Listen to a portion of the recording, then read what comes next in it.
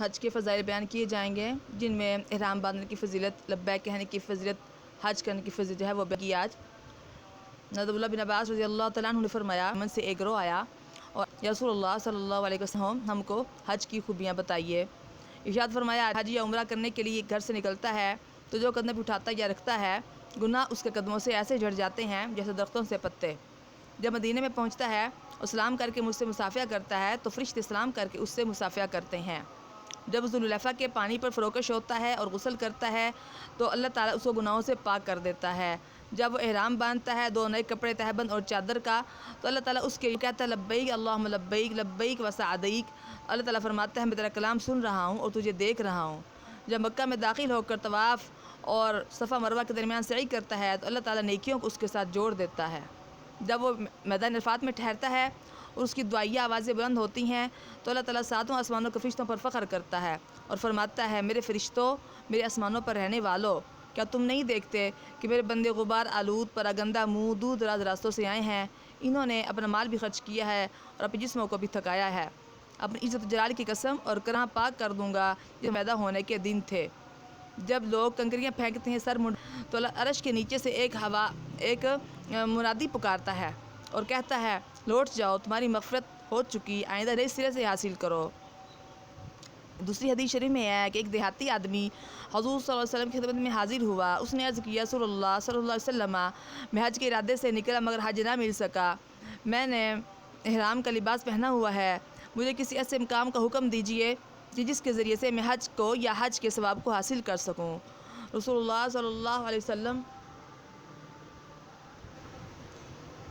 نے اس کی طرف رخ پھیرا اور فرمایا ابو قبیس کو دیکھو، اگر ابو قبیس کے برابر زر سرخ بھی تم راہ خدا میں دے دو تب بھی حاجیوں کے ثواب کو نہیں پہنچ سکتے۔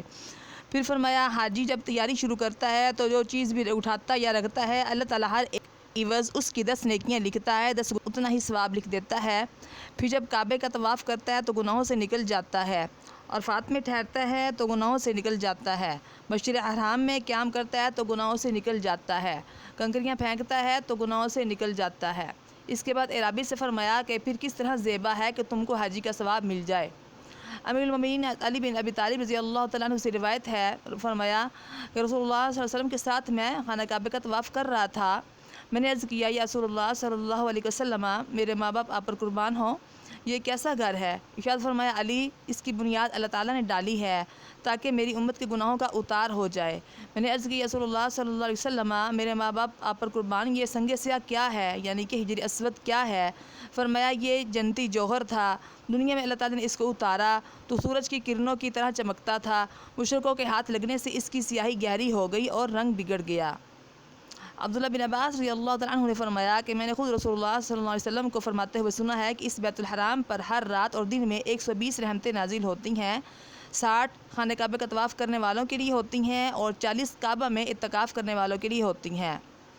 حضرت سعید بن مسیب رضی اللہ تعالیٰ عنہ حضرت عمر بن ابی سلمہ کو نقل کرتے ہیں کہ حضور صلی اللہ علیہ وسلم نے فرمایا اللہ تعالیٰ ارشاد فرماتا ہے کہ جس بندے کو میں تندرستی عطا کی اور عمر میں وسعت دی، پھر اس پر 3 سال اس گھر کی طرف آئے بغیر گزر گئے تو یقیناً وہ محروم ہے، بے شک وہ محروم ہے۔